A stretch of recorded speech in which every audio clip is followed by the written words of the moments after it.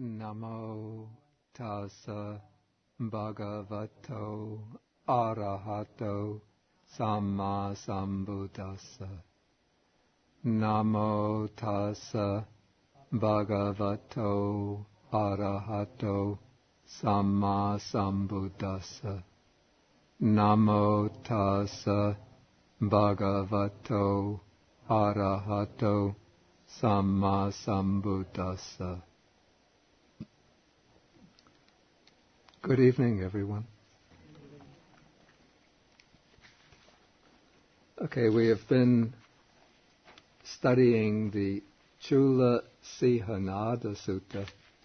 This is the shorter discourse on the lion's roar, Sutta number 11 in the Majjhima Nikaya.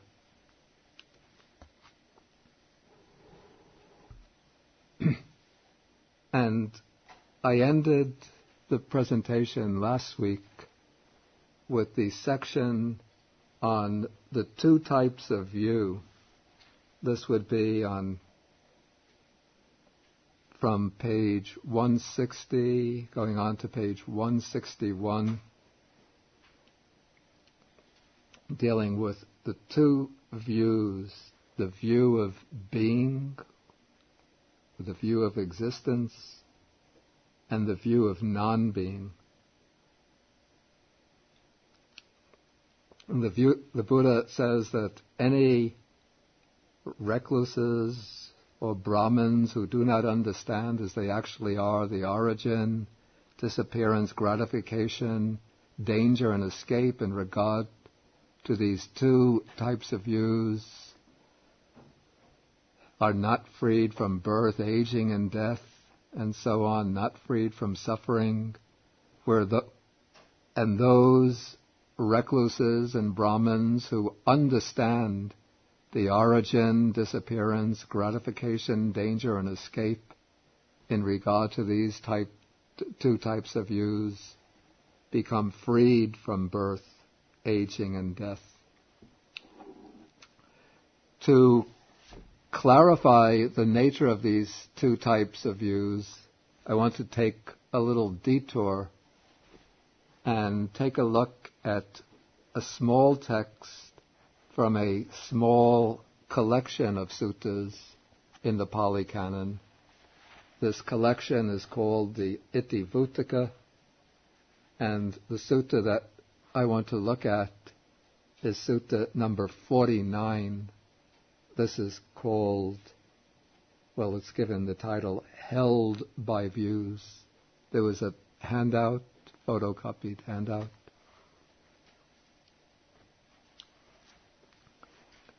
And the Iti-Vuttaka is a very nice collection of texts which I highly recommend. It's published by the Buddhist Publication Society together with another very lovely collection of small texts called the Udana, together in one volume, available in the United States from pariyatti.com by mail order. That's a word from the sponsor.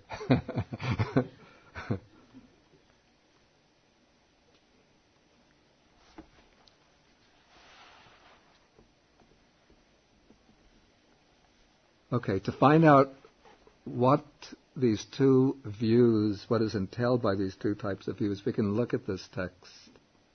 Begins on the bottom of page 184. The Buddha says, held by two kinds of views, some devas and human beings hold back, and some overreach. The word hold back, oliyanti, could actually mean also stick fast, get stuck, lag behind. And the word translated overreach can also mean go too far. And then only those with vision or with insight see. Okay, onto the next page. And how, bhikkhus, do some hold back, or do some get stuck or stick fast? Okay, this is going to be concerned with the view of being, the view of existence. Devas, that is, the deities, and human beings enjoy being, enjoy existence, delight in existence, are satisfied with existence. Or I would say better, rejoice in existence. Bhava Rama, Bhava Ratta, Bhava Samudita. So, people, for the most part, they enjoy existing in one form or another, going on from one state of existence after another. So one always likes to be something, and so when this life comes to an end, then one goes on to become something else.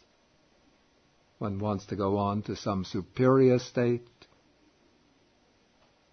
If one believes in rebirth and one wants to go on, one imagines that one will always be a king, a queen, a prince, a princess, if one comes back to the human realm, a millionaire, a millionairess, or one will become a deity.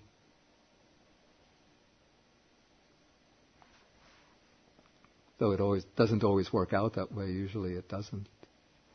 Okay, when the Dhamma is taught to them for bhava nirodha, for the cessation of existence, that is, for the giving up of all these conditioned states of existence, then their minds do not enter into it or acquire confidence in it or settle down upon it or become resolved upon it.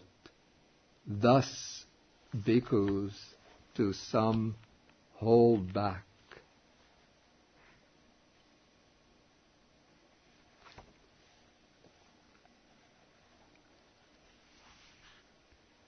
Okay, now here in this passage, this enjoying existence, delighting in existence, is actually, we could say that this is bhava tanha, the craving for existence. But on the basis of this craving for existence, people, usually more intellectually inclined people, fashion bhavaditti, that is, a view of existence, some kind of view that will ascribe eternal existence, everlasting existence of some type to what they consider to be their self, their soul, their spirit.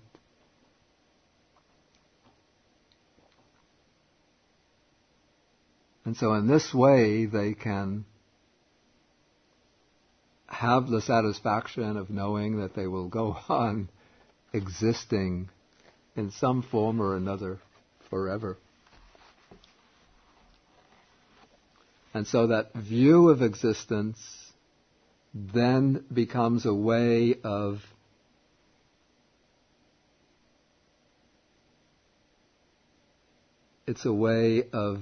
gratifying the craving for existence.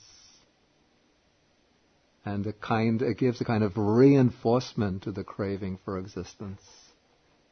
Or let us say it gives an intellectual expression to the craving for existence.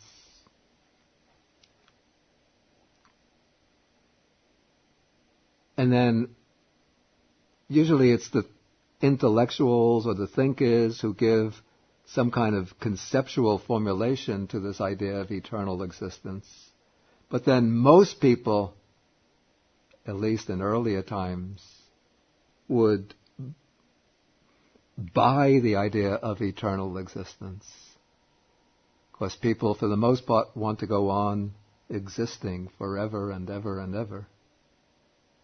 Nowadays, I think people want to get as much pleasure in this life as they can. At least this is the way it was. And so the idea of eternal existence, especially from the very moralistic religions, you have to restrain yourself, give up the enjoyment in this life, hold back so you can have eternal existence ever afterwards. So, no, I don't want that. I want to enjoy myself now. So then, to heck with the idea of eternal existence. Let me get it all now. And then when I die, I don't care what happens. But then when they get old and they start thinking and say, they start thinking, now I can't enjoy life so much anymore. Maybe I should go back and accept the idea of eternal existence. Repent the follies of my youth. Then I can have my cake. What is it? Eat my cake and have it also.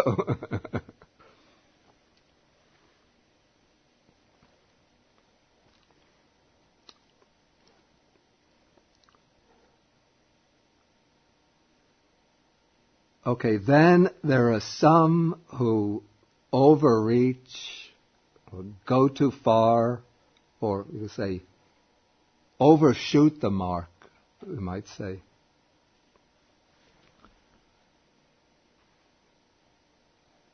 Okay, there are some, see, not many. Now the Buddha is speaking in 400 something BC, 500 something BC. So most people accept the belief in the Atman, the self that goes on from life to life. But there are some thinkers who are troubled, ashamed, disgusted by existence. And they rejoice in non-existence, in vibhava, asserting, this is what they assert, this is vibhava ditthi.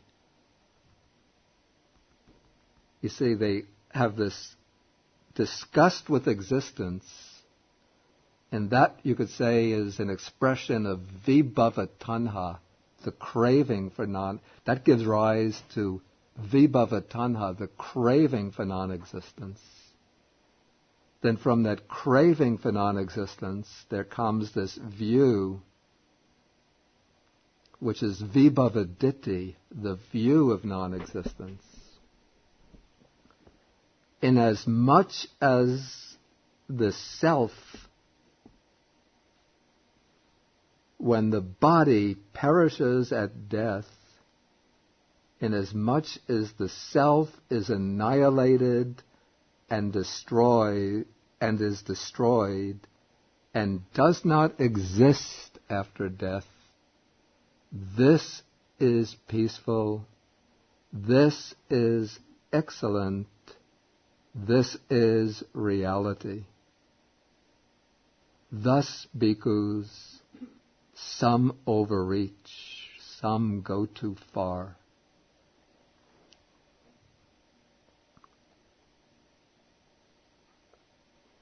I have to admit, I find a little strange expression, this is reality.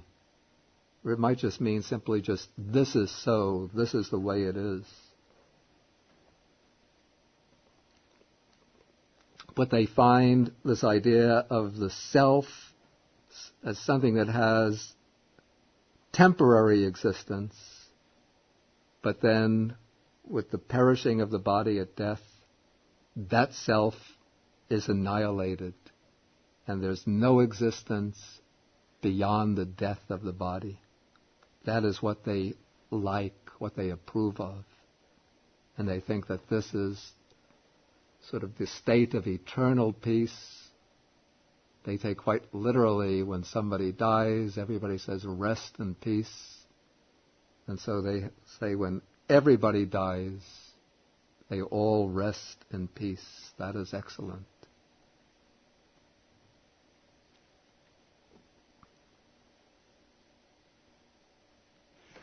Okay, but the third alternative, this is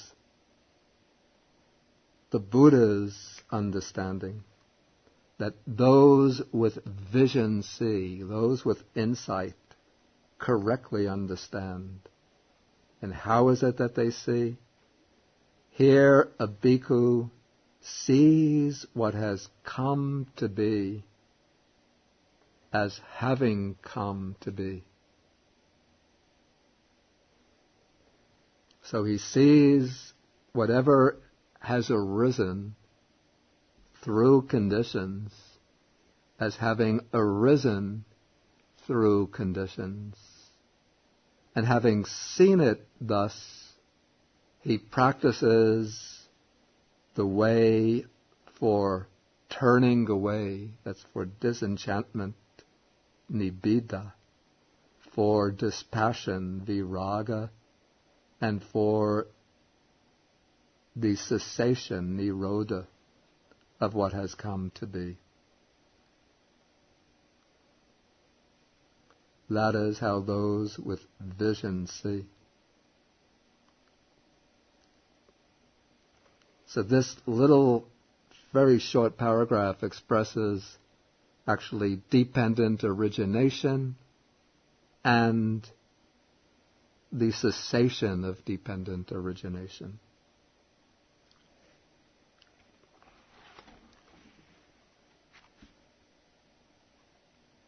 I'll just ask briefly, if I don't want to go off onto a long discussion on this, but if there's any questions on this before I come back into the sutta, the main sutta. Yeah. In each case, they talk about cessation in the nihilism, cessation of nothingness. That's the way the annihilationist understands it. But the Buddha describes it as cessation into nirvana. Yeah, exactly, yeah.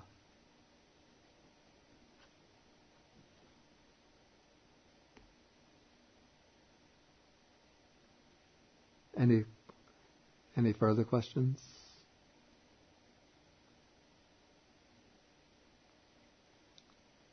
Okay, then let us go back into the shorter discourse on the lion's roar. Picking up on paragraph 9, this is on the 4 kinds of clinging, the 4 types of upadana.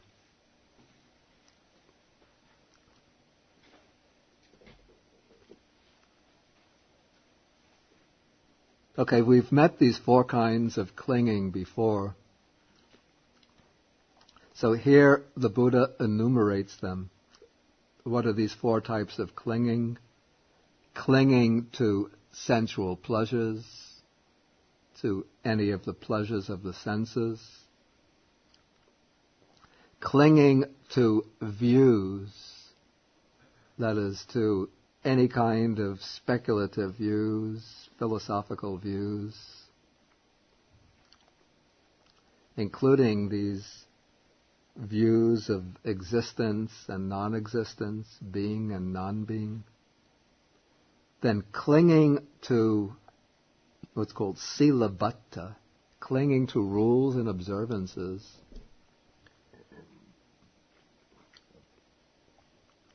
And clinging to a doctrine of self.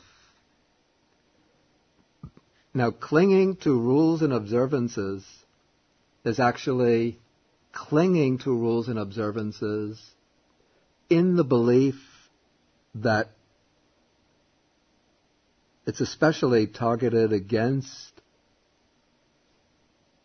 the beliefs of Brahmins and certain ascetic groups contemporary with the Buddha, that by following particular prescribed rituals, prescribed modes of conduct, one can gain purification and liberation. The idea that by bathing in sacred rivers, one could be purified. By following certain ascetic practices, such as fasting over long periods,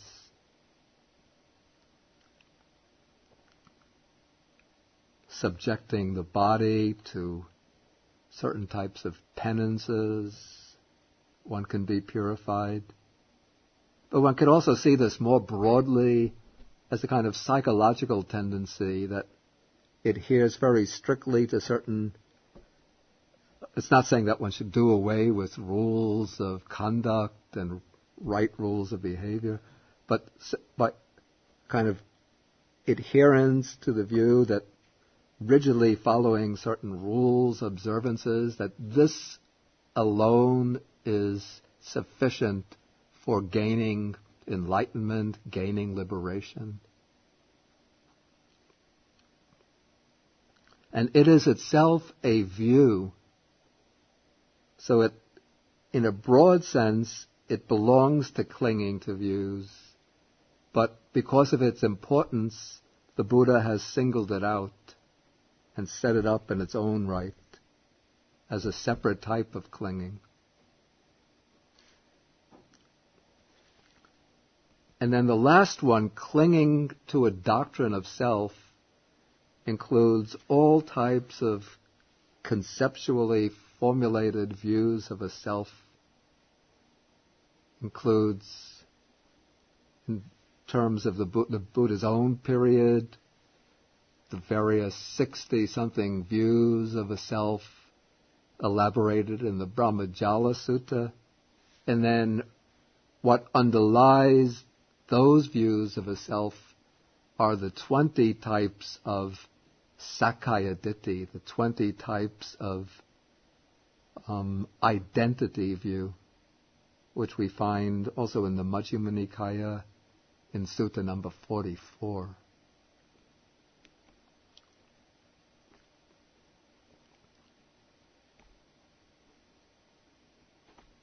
So even though clinging to a doctrine of self, again, it's a clinging to views, but these views of self are so important that the Buddha has taken them out and made them a separate type of clinging.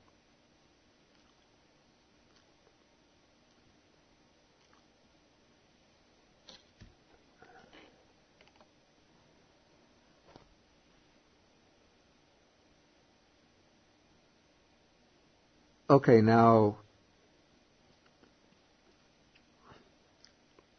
paragraph 10 is going to, with paragraph 10, we're going to begin a quite interesting process of narrowing down these types of clinging to find out which types the followers of the other schools of thought also reject along with the Buddha, and which type of clinging is uniquely rejected by the Buddha's teaching.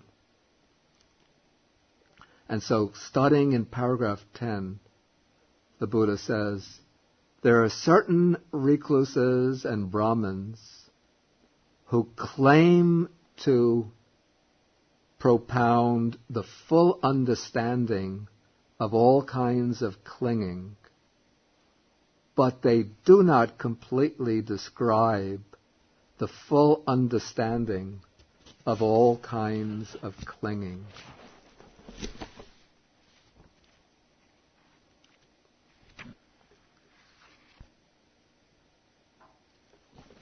Now the commentary makes an interesting remark here.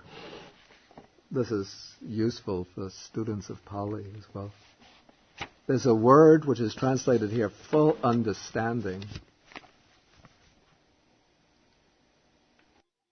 The word is parinya. And the commentary glosses it with another word.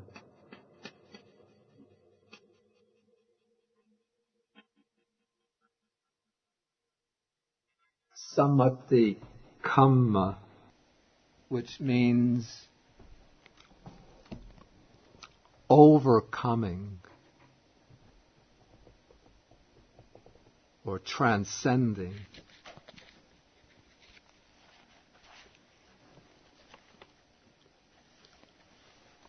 And so to fully understand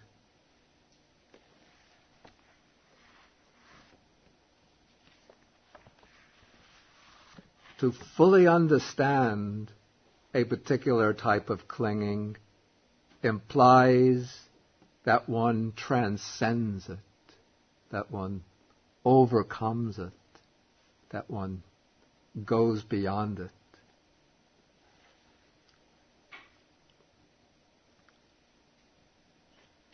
Okay, so now the Buddha says this is where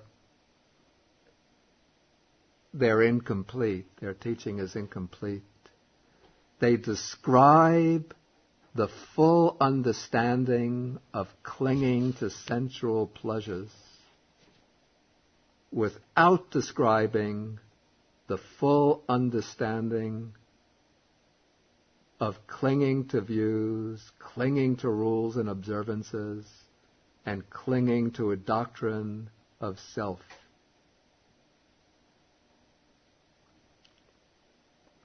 So we have some spiritual teachers who might be well aware of the shortcomings, the faults in sensual pleasures, and so they teach a doctrine of renunciation, maybe a teaching of ascetic practices, meditation,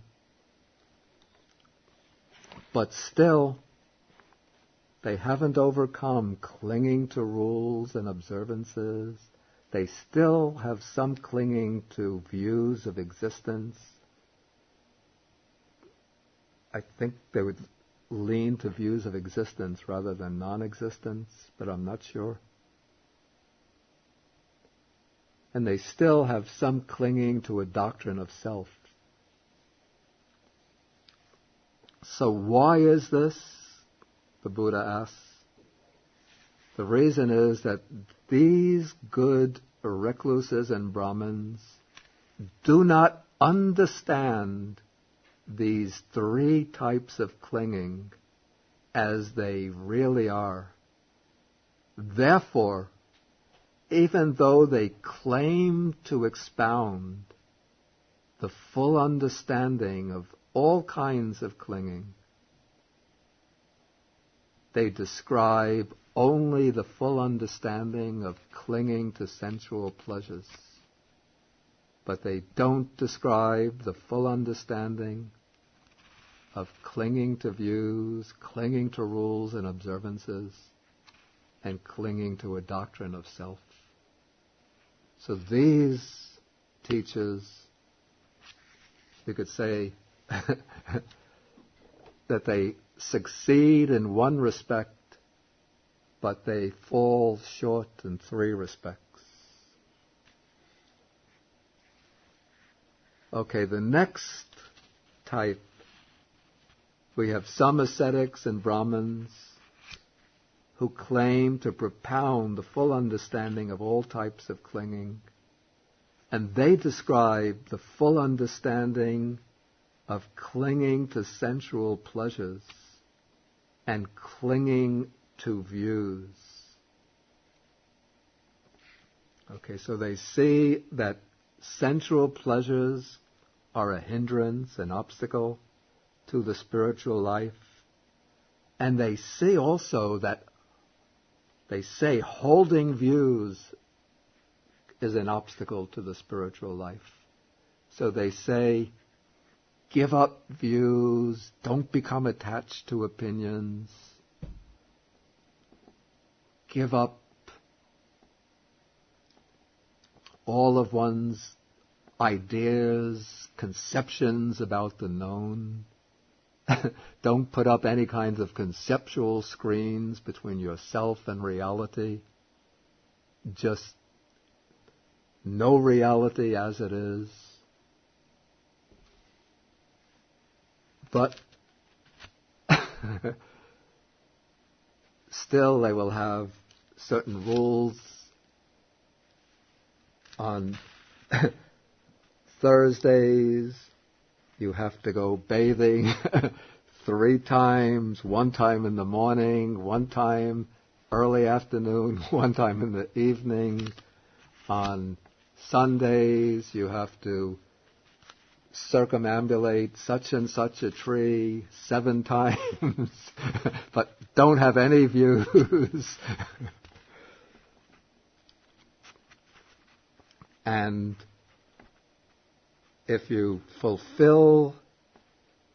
give up all of your sensual attachments, give up your views, and you fulfill all of these rules and observances perfectly, your self will be emancipated and merge into the everlasting Brahman, the world spirit, and will abide forever, unchanging. And so, though they say give up all clinging to views, but they're still clinging to a doctrine of self. So why is that? They do not understand 2 types of clinging, and therefore they describe only the full understanding of clinging to sensual pleasures and clinging to views, but do not describe the full understanding of clinging to rules and observances and clinging to a doctrine of self.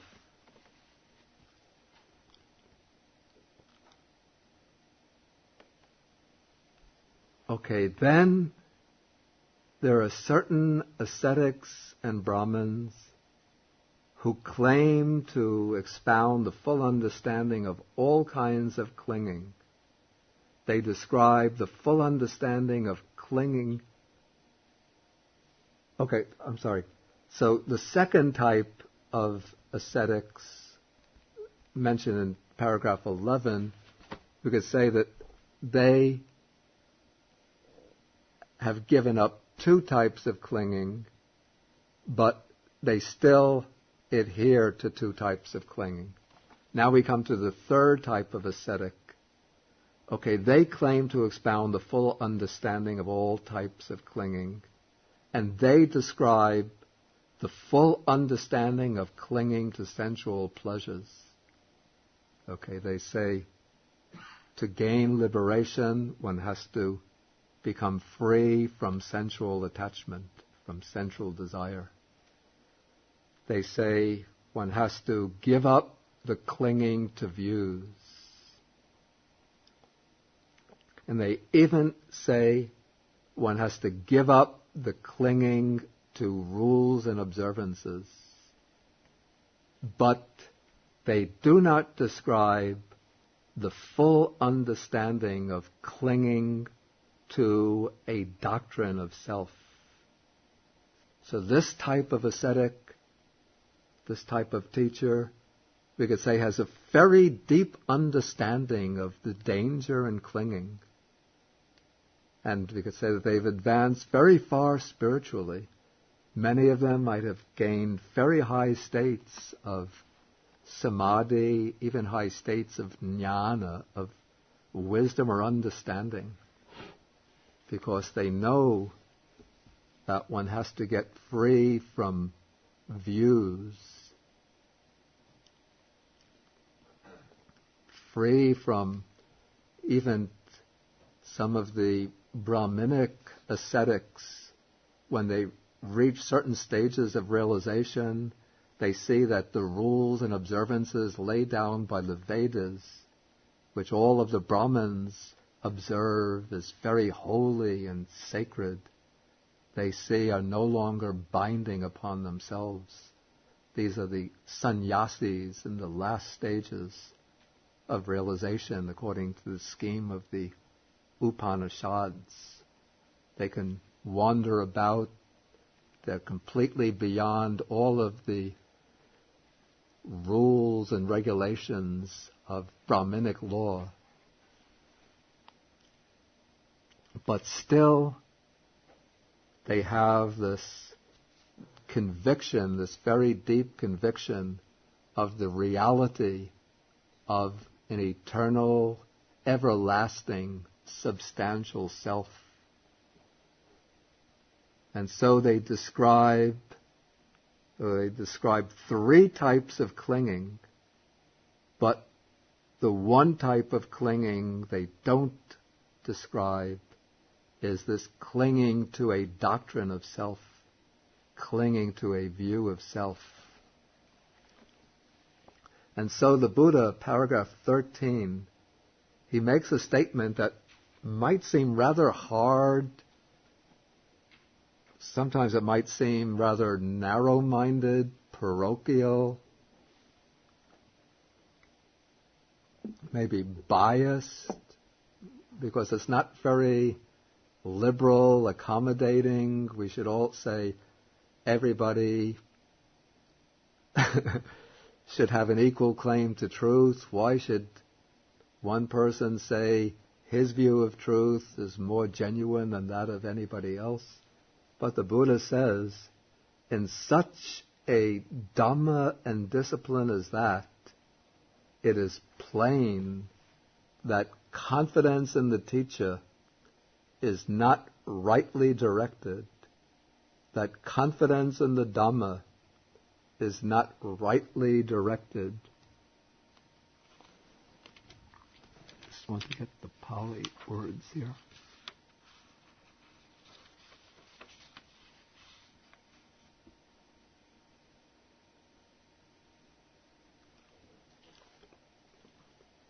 That fulfillment of the precepts is not rightly directed, and that the affection among the companions in the religious life in the Dhamma is not rightly directed.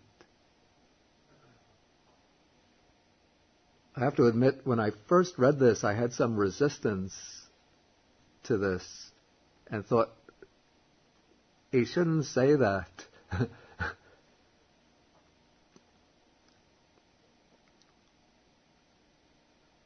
Because there are certain teachers, like outside teachers, whose ideas I thought were worthy of respect and still do. Though one would have to say that in the final analysis, their doctrines, their views, would not be leading to ultimate and final liberation. And so here the Buddha, in the next sentence, he gives the reason himself. Why is that? Because that is how it is when the Dhamma and discipline is badly proclaimed, or maybe wrongly proclaimed and wrongly expounded. It doesn't mean that it's completely bad, completely badly proclaimed, badly expounded. Within that Dhamma and discipline, we could say that there are many good things, because such a teaching will no doubt proclaim many good points in the sphere of morality. Moral discipline will be correct. They'll teach many points of wise training in the domain of renunciation, self-purification, leading to samadhi. Even some teachings concerning the preparatory stages of wisdom, getting rid of views, not clinging to rules and observances, but to reach the final, correct, sharp and precise right view, it is necessary to have the right view of selflessness and the right view of conditionality, dependent origination. And as long as there is the view of self or Atman, as long as there is the view of, as long as there is a view of the self, then that will obstruct the view of selflessness, of non-self. It will obstruct the view of conditionality, dependent origination. And so, such a Dhamma and discipline would be unemancipating, aniyanaka, not conducive to upasama, to final peace. And it is expounded by one who is not fully enlightened. Okay, the next two paragraphs are now going to state the situation in the Buddha's teaching. And again, if we look at these two paragraphs, superficially it seems almost as if the Buddha is boasting, saying, in my teaching everything is excellent and perfect. But we have to realize the Buddha is one who has completely overcome the sense of self, and so he could just state the way it is, exactly as it is within his own teaching, not putting forward his own teaching in order to score points against the teachings of others, but in order to make clear what are the precise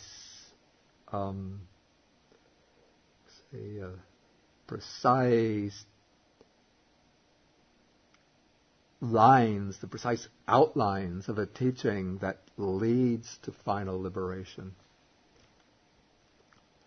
So he says, when a Tathagata, an accomplished one, a fully enlightened one, claims to expound the full understanding of all kinds of clinging, he completely describes the full understanding of all kinds of clinging.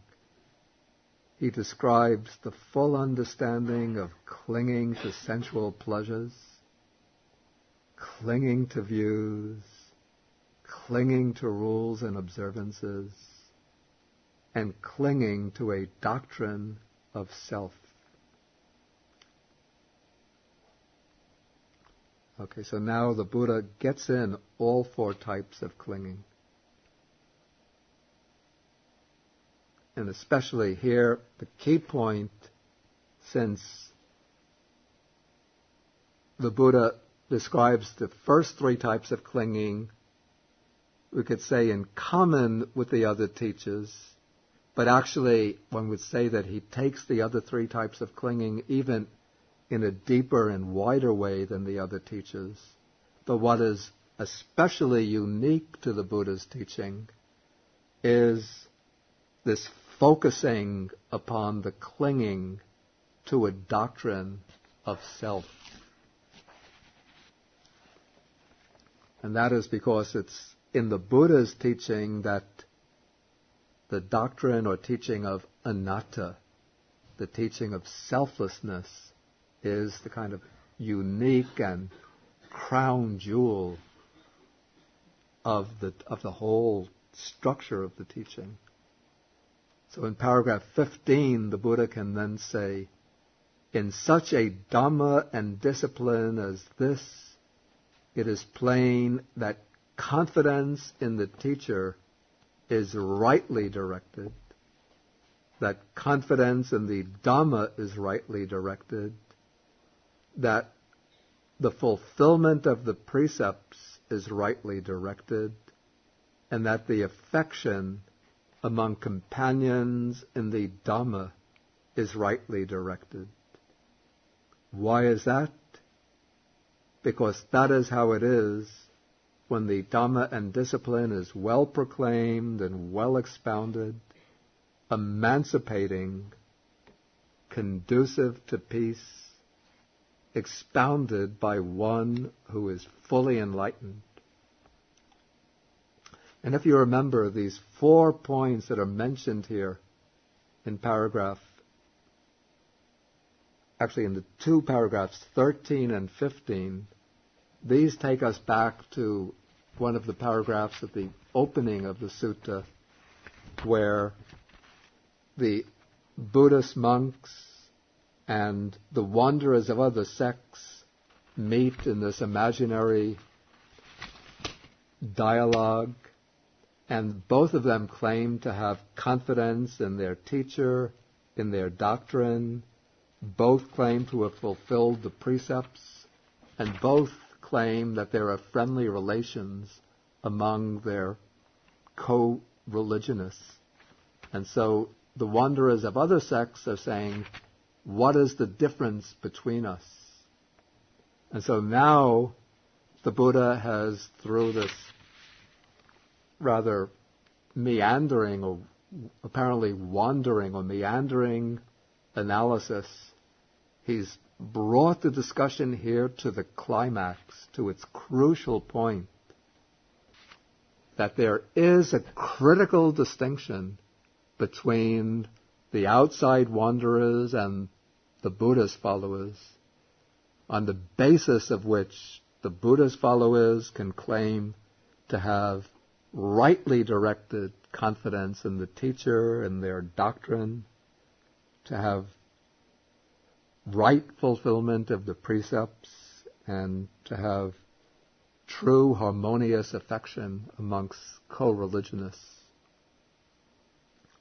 Whereas that is not perfectly the case with the outside followers.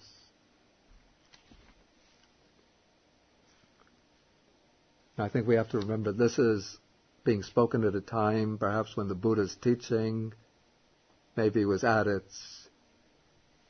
high point in its development. But if you look in the Vinaya Pitaka, you'll see quarrels between groups of monks. The Buddha has to come in and resolve these quarrels, sometimes unsuccessfully.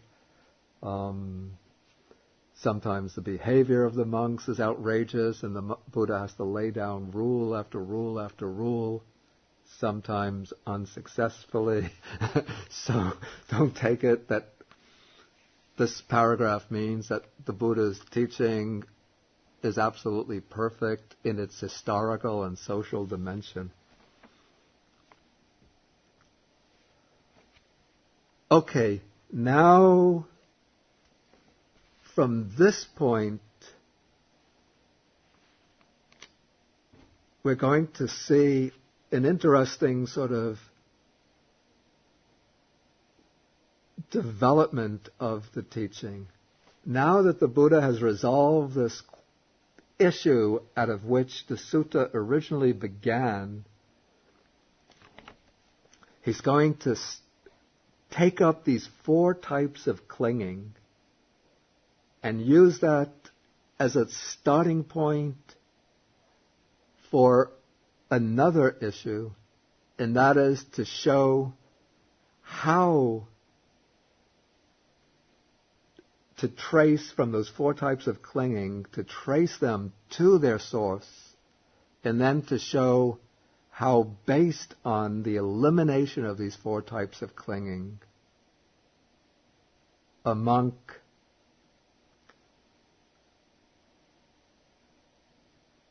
frees the mind from all types of clinging and achieves the final goal of the spiritual life, attaining arhatship or nibbana, and then can roar the true lion's roar of liberation from birth and death.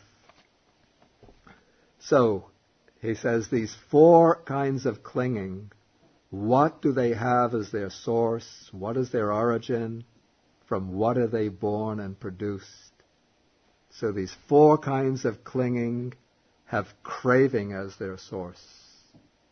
Here we're now going back in the chain of dependent origination, which we treated in the last sutta, the Sammaditthi Sutta, in detail. The four kinds of clinging have craving as their source. Craving has feeling as its source. Feeling has contact as its source. Contact has the 6 sense bases as its source. The 6 sense bases originate from nama-rupa, name and form. Name and form, nama-rupa, originates from consciousness. Consciousness originates from the volitional formations. The volitional formations originate from ignorance. Okay, here with this, the Buddha has shown even most deeply that he has understood not only the 4 kinds of clinging, but he has shown through the process of dependent origination that he understands from one condition to another how these 4 types of clinging ultimately originate, that they ultimately originate from ignorance. And now he's going to show how a disciple of his is capable of eliminating that ignorance. So when ignorance is abandoned and true knowledge has arisen in a monk, then with the fading away of ignorance and the arising of true knowledge, he no longer clings to sensual pleasures, no longer clings to views, no longer clings to rules and observances, no longer clings to a doctrine of self. So with this, the Buddha shows that for his followers, this overcoming, this full understanding of clinging is not just a theoretical full understanding, but it is actually an overcoming of the 4 types of clinging. An overcoming that occurs through the generating of this true knowledge, this vijja, that eliminates avijja, ignorance. Okay, so by generating this true knowledge, ignorance fades away. And when ignorance fades away, craving falls away. And craving is the condition for clinging. And when clinging falls away, then one no longer clings to any of these 4 objects of clinging. Okay, when he does not cling, he is not agitated. Actually, there's a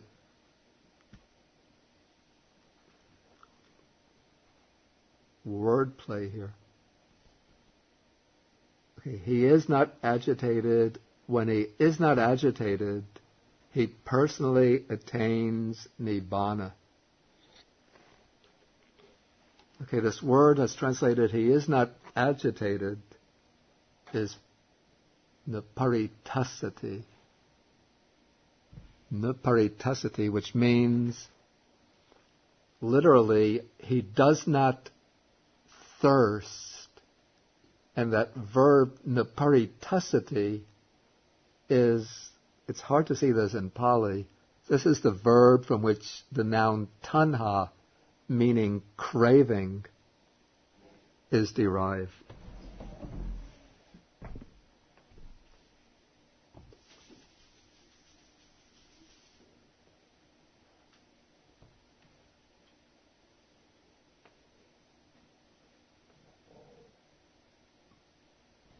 I put the Sanskrit along with the Pali because you could see the word connections more evidently in the Sanskrit than in the Pali. Because in Pali, the root tas gives the verb paritasati and the noun tanha, but in tanha the S doesn't appear, so the connection is a little obscure. But in the Sanskrit, you go from Trish to the noun Trishna, which means craving. And then from the root Trish, you get the verb paritrishyate, it's what's translated here, not agitated, but literally it's one does not thirst with craving. The reason why it's translated agitated rather than one does not thirst or one does not crave is because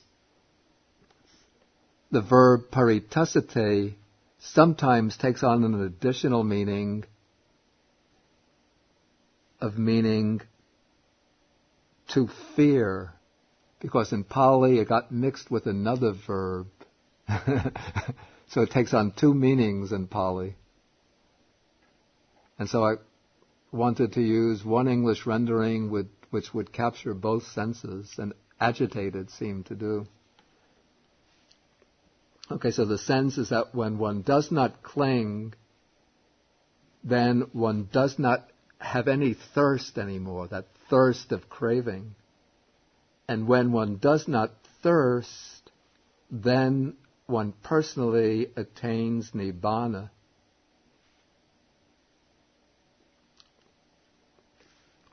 But there's another word play here, which is based upon the idea of upadana has a sense or meaning of being fuel. The word translated clinging also means fuel. And to cling, you see, one no longer clings to views, one no longer clings to rules and observances, one no longer clings to a doctrine of self. You could also translate that one no longer burns with sensual pleasures as fuel. One no longer burns with views as fuel. One no longer burns with rules and observances as fuel. One no longer burns with doctrine of self as fuel. Then from that sense, one moves to, one personally attains nibbana, having the sense of one is personally extinguished, or one's craving is inwardly extinguished. Well, let's say one is personally quenched, and that the flames of the defilements are inwardly quenched.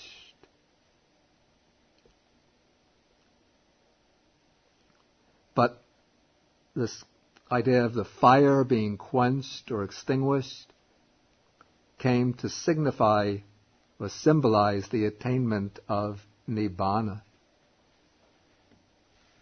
Okay, and then with its attainment, he understands birth is destroyed, the holy life has been lived, what had to be done has been done, there is no more coming back to any state of being. Okay, and this is what the Blessed One, the Buddha, said. The monks were satisfied and delighted in the Blessed One's words. Okay, and that is the shorter discourse on the lion's roar. If any questions, then please feel welcome to ask. Any questions, comments?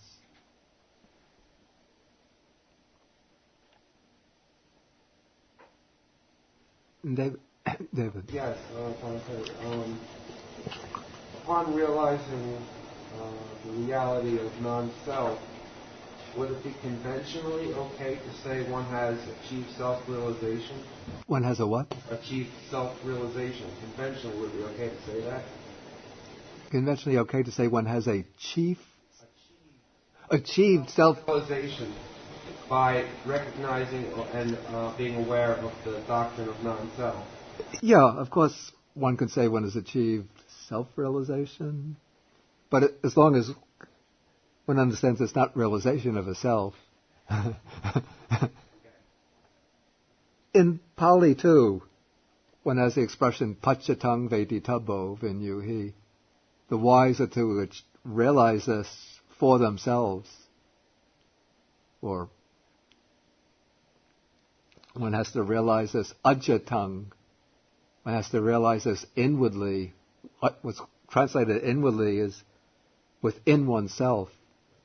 So you could say that that's self-realization. But it's not a realization of a substantial, true, metaphysical self.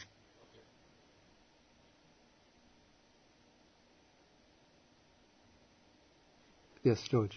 In the first part of the sutta, the Buddha talks about the two views of being and non-being. Yeah. And then he goes to discuss the four kinds of clinging. Yeah. Is there a relationship between the two views, being and non-being, and the four types of clinging? Okay, is there a relationship between the two views of being and non-being and the four types of clinging? How would you bring up those two subjects together? Well, certainly the views of being and non-being would fit into the clinging to views, and since view of being and view of non-being often are concerned with the existence or non-existence of a self, they would also fit into the clinging to a doctrine of self. But I think that there's a shift, there's actually a kind of shift in the logic of the presentation when we move from paragraph 8 to paragraph 9. It's not just following a straight course, but here something new is introduced in paragraph 9 with the four kinds of clinging, because now the Buddha, I think, wants to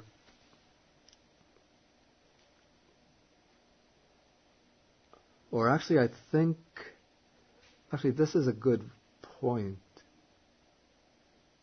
I think I just saw something I didn't see before. Yeah, in paragraph 6, 7, 8, the Buddha is showing somewhat from one angle a difference between his own school and the other schools, by way of this view of being and the view of non-being.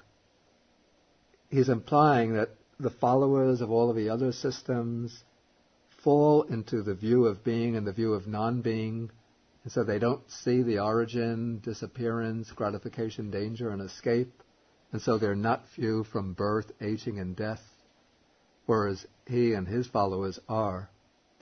And so in that way he's highlighting the difference in terms of their relationship to the view of being and view of non-being. But he hasn't used that to focus down upon, to use that as a way of focusing down very narrowly upon this difference and then using that as a way of highlighting the difference between his Dhamma and discipline and the other Dhammas and disciplines, the way he does in these paragraphs 13, 14, and 15. In fact, now looking at it,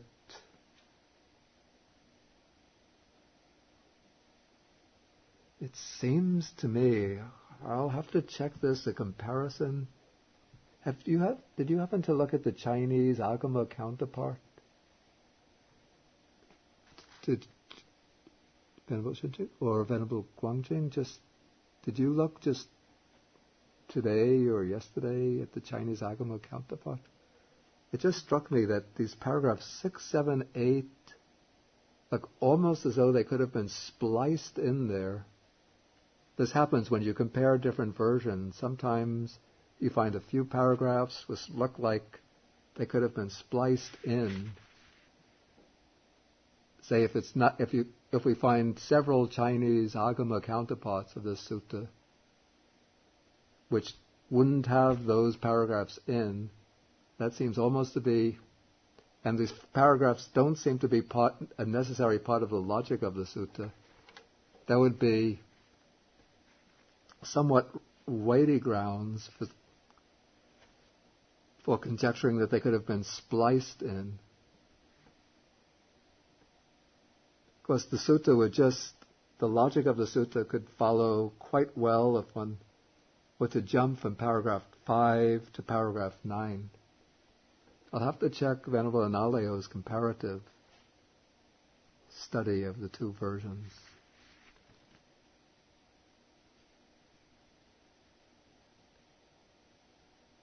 Any further questions?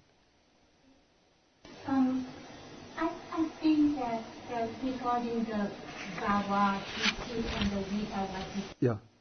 Buddha first sort of showed the blatant, clear difference between their doctrine and his. So it's a sort of simple, clear distinction. Yeah.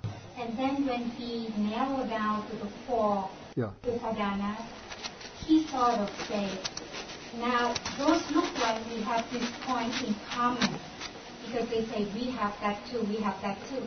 But he sort of pulled them down to the fourth one.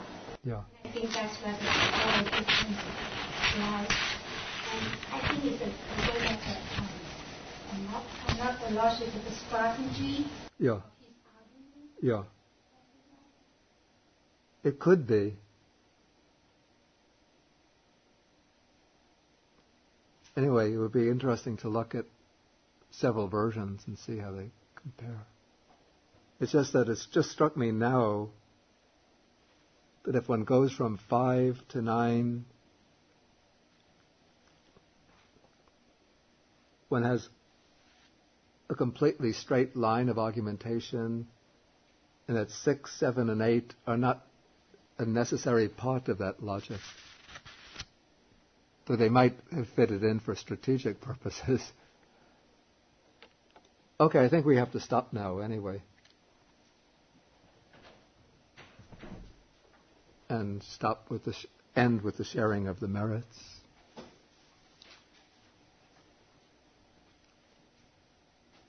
Okay, we share the merits with Devas, Bhutas, other beings. Akasata cha bhumata deva naga mahitika punyantang anumoditva chirang rakantu sasanang. Akasata cha bhumata deva naga mahitika punyantang anumoditva chirang rakantu desanang. Akasata cha bhumata deva naga mahitika punyantang anumoditva chirang rakantu mang parang. Etavata cham he sampadang punya sampadang sabbe deva anumodantu sabba sampati siddhya. Etavata cham he sampadang punya sampadang sabbe bhuta anumodantu sabba sampati siddhya. Etavata cham he sampadang punya sampadang sabbe satta anumodantu sabba sampati siddhya. I think next week we go to the Alagadupama Sutta. That's number 22.